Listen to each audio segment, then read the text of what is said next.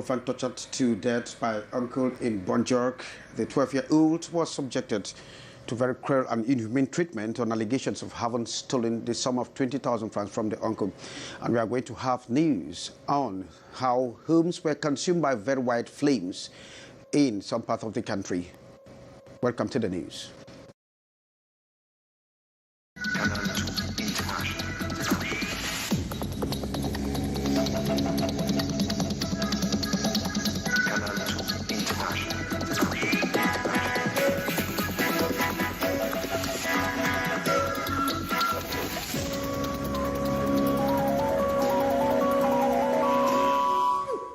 Thanks and welcome to join me. I'm Kejang Henry Atembe for the 6:15 news. And of course, we're starting a little bit late for some technical reasons. White flames have actually consumed buildings in Sangwelima. In fact, that is in the Jar and Lobo division. In fact, the blistering flame occurred at 9:30 p.m. and ravaged almost a whole street in the Akong neighborhood in Sangwelima. The occupants were unable to remove anything as the flames went violent, so everything was blown up in the flames. And in order to contain the white fire, the surrounding businesses were equally emptied, causing many losses due to theft, as we will be coming back with development on that story.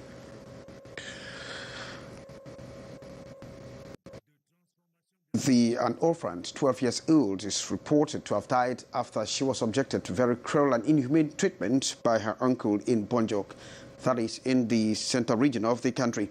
The 12-year-old girl child was beaten to death, as we get the story from our Yaoundé Bureau correspondent, Beatrice Nkam. Last moment of a lonely orphan, one of pain and anguish.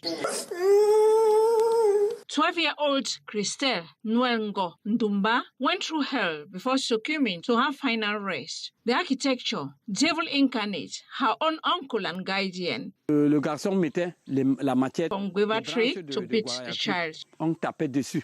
After the third degree burn, about 10 days later, she was locked up at a corner in this house. It is by luck that she escaped. Elle est entrée dans entered the cocoa farm and met a farmer going to harvest palm. He took her to the gendarmerie. It is from there that the population decided to carry her to the hospital. She was brought at the Lindoy Integrated Health Center, all her back roasted, and lying on her stomach, the only position left to sleep or lie down. She was smelling already like something that is rotten. The divisional officer of Monj, on a socio-cultural economic tour, met the situation.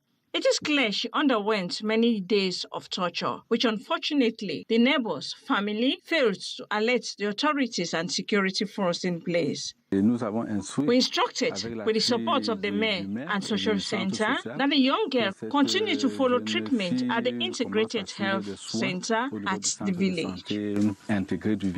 The uncle, whose name we got at Mpabe, is on the run till date. He said the 12-year-old orphan stole his money. The sum varies between 5 to 20,000, according to the persons we talked to. This barbaric torture, not the first, as scars on her feet, narrates a 2-year-old story. Christelle, unfortunately, died last April 11. She's lying here quietly, not far away from her late father and mother.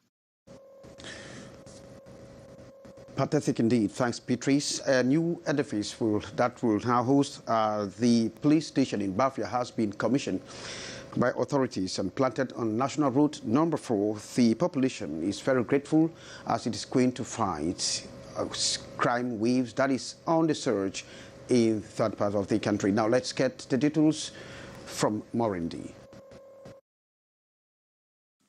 This is a new police building that henceforth stands tall in Bafia in the central region. The new structure will play a crucial role in combating all forms of criminality on the rise in that part of Cameroon. The governor of the central region commissions the new edifice plus a police pickup that will facilitate the job of the police in the fight against crimes. Government cannot do everything. There is lack of vehicles and other equipment. The police will use all this to track down more criminals. Traditional rulers were called upon to collaborate with forces of law and order and administrative authorities in order to effectively roll back criminality. Traditional rulers constitute a credible source of information since they work closer to the population. The new police edifice is constructed along National Road number 4, the gateway into Bafia. All right, thanks very much. More indeed, the poor working conditions of some workers who are rolled in some companies with the Cliquez deep sea port have pushed or jettisoned two ministers, that of Labour and Social Security and that of Vocational Training, to move and discourse on the conditions of these workers. They are decrying non-payment of some of their dues, as well as very poor working conditions. Let's get the details from Ambo Gladys Diba. It has been a recurrent complaint, workers of the Cliquez deep sea port expressing worries over their working conditions, saying they are being treated like animals by their Chinese employers. These complaints have pulled the Minister of Employment and Vocational Training, Issa Chiruma Bakari, and the Minister of Labour and Social Security, Gregoire Owona, to the port facility. The working condition, unfortunately, at a given time has deteriorated. The workers felt that they were not fairly treated. There was a kind of condescendence. They were kind of despite. We came here together to make sure that our partners, the Chinese in particular, they understood the psychology of Cameroonian. Cameroonian need their pride. We made it show that they understood it and they are ready to implement it. It was disclosed at least 90% of workers at the deep sea port are Cameroonians, a statistic commended by the ministers. I am entitled to allow to authorize a foreigner to work here in Cameroon, provided that beyond reasonable doubt it is established that there is no Cameroonian capable of fulfilling the job for which the visa is requested. I wanted also to know if they understood the purpose of the last law of the finance. There is growing need for training. It is therefore important that governments stay in contact with these companies to ensure workers have decent working conditions and ensure the professionalization of training programs are maintained. After discussions with the various company heads, the ministers remained preoccupied with the transfer of talents and competence. And in order to mitigate the negative repercussions of climate change, stakeholders are elaborating strategies for the better management of the Lac du Dam, and they have been drilled on water reserve and the law. Stakeholders in charge of the Mande Lac du Dam, presided by the North Governor Jean Abate Edi, focus is on the development of an action plan for water development schemes in the Lac du area, as well as elaborate bylaws that will facilitate the functioning of the Water Management Committee. They also identified difficulties that local authorities face in the running of respective water schemes. We are talking about reserves in the Lac du water, which is constantly running dry. We are talking here of industries and agriculture and more. The operationalization of the Lac du Dam plays a crucial role in the lives of the population and communicates for the better management of the reserve in Lac du. The Water Management Committee was drilled in the management and principles of water reserves, law and degrees on catchment protection, among others. And we now talk some Ramadan news. As Muslim traditional rulers in Yaoundé, have urged Cameroonians to work collectively towards peace in the country. This call was made during a prayer session this afternoon, as we hear from you, Hyacinth Chair. They came rushing this Friday morning, Muslim dignitaries and faithfuls of Yaoundé 1, converging here at the Santa Barbara neighborhood to offer a special prayer for the return of peace in Cameroon. No. We Muslim dignitaries pray for peace, unity and stability of our country. De notre pays. And as stipulated by the Muslim laws, the women are here seated at their little corner in prayers, away from the men, but with the same objective to call for Allah's intervention for a secured Cameroon. And peace, they insist, can only be gotten through collective efforts. Les imams prient. We pray until faithfuls cry for us to have the peace we need individually and collectively. We must all strive for collective peace. That is what we are promoting through this activity. Cette activité organisée. These, as they continue to live the month of Ramadan, highly considered to be a holy month with intensive prayers and adoration.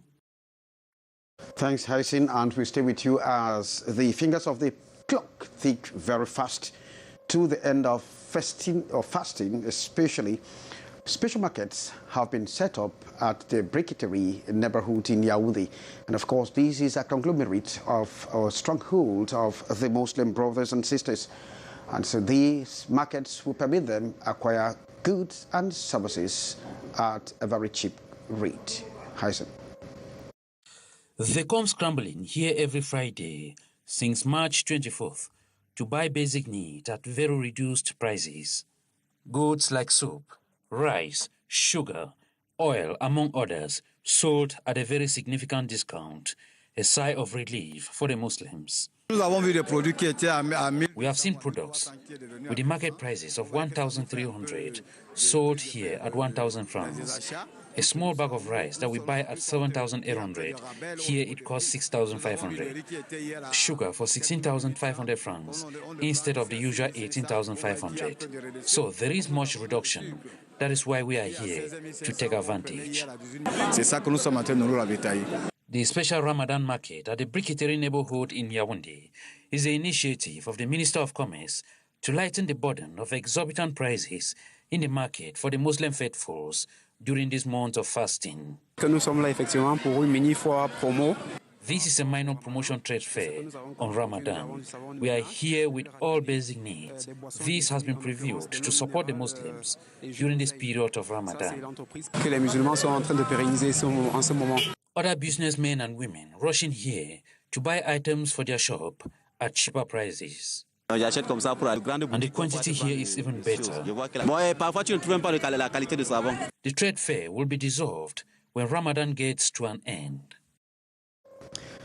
Thanks, Hyacinth. Chair, drawing the cuttings for this edition of the 615 News with me, Kejang Henry. Athembe, thank you very much for being there with us throughout the week. Sheriff Asala will be here back on 1 p.m. bilingual edition. In the meantime, Mark Tramo Lionel is coming up with Le Debrief, the l'actualité in sports. From all of us, have a wonderful weekend.